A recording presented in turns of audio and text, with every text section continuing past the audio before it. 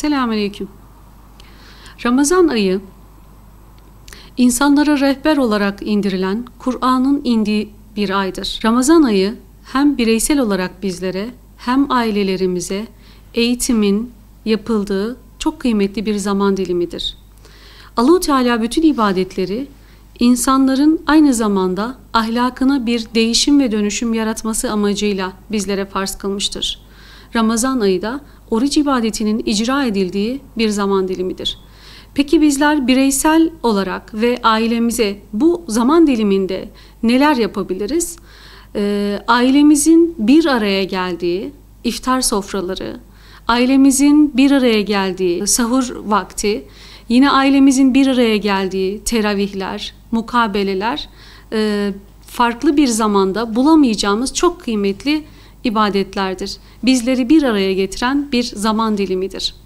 Bundan dolayı bizler Ramazan'ı yaşarken günümüzde bizlere lanse edildiği gibi sadece çeşit çeşit yemeklerin ikram edildiği, eğlencelerin zirveyi yaşadığı bir zaman dilimi değildir. Bizler bu zaman diliminde öncelikle kendi nefislerimizi muhasebeye çekmeli, beraber yaşadığımız bireylere örnek olmalıyız. Peki bunu ailemizde nasıl başaracağız? Bizler yaşadığımız, inandığımız dini en güzel şekilde hayatımıza taşıyarak, Ramazan ayında bunları zirveye çıkartarak Allah'ın izniyle hem kendimiz hem de çevremizde bizimle beraber bu sosyal hayatı paylaşan insanlara örnek olacağız. Bizler Ramazan ayının bereketine inanacağız ve bununla beraber infakın, rahmetin, merhametin, bolluğun zirvede olduğu bu aydan en güzel şekilde nasiplenmeye, hissedar olmaya bakacağız. İbadetlerimizi vaktinde yapmaya çalışacağız. Ramazan ayı Kur'an'la hemhal olduğumuz bir zaman dilimidir. Çünkü Ramazan ayında Kur'an-ı Kerim inmiştir.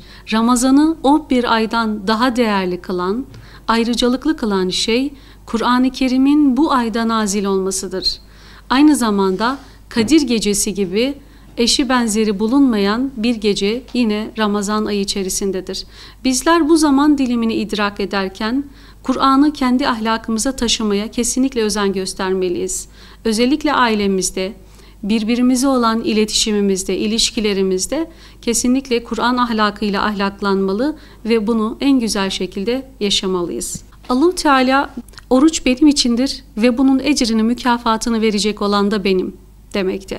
Bizler bu zaman diliminde hem kendimize hem ailemize orucun Allah rızası için tutulduğunu kesinlikle bildirmek zorundayız. Bunu yaşayarak öğretmek zorundayız.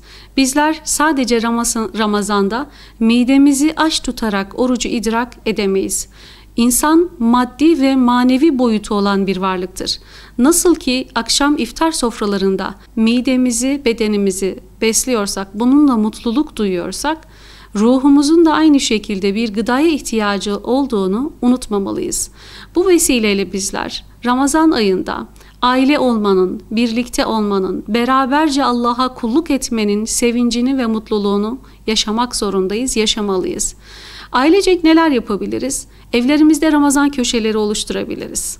Beraber mukabele okuyabiliriz. Çünkü Allah Resulü her Ramazan'da Cebrail aleyhisselamla beraber Allah kelamı olan Kur'an-ı Kerim'i baştan sona mukabele etmiştir.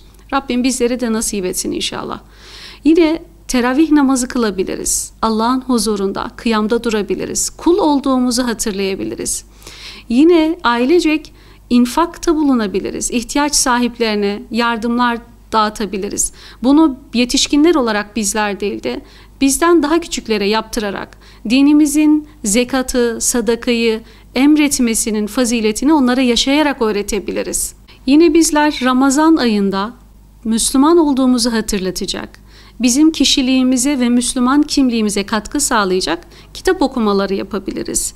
Aynı zamanda Ramazan ayının bir şükür olduğunu idrak ederek dualar ve şükür zaman dilimleri belirleyebiliriz.